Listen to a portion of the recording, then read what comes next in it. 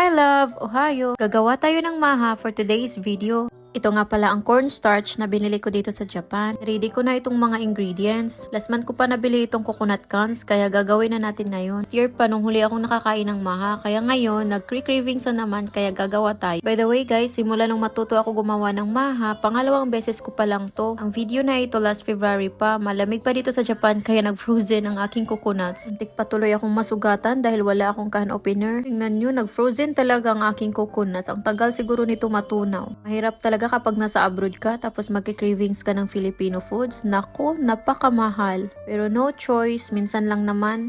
Kung sa Japan ka naninirahan, binili ko nga ito sa Don Quixote. May mga tinda na din silang mga Filipino foods doon. Ito nga ang cornstarch na ginagamit ko. Pagkatapos ko ngang i-mix sila lahat, minikos-mikos ko lang dito sa kawali at binuksan ko ang apoy at hanggang naging ganito.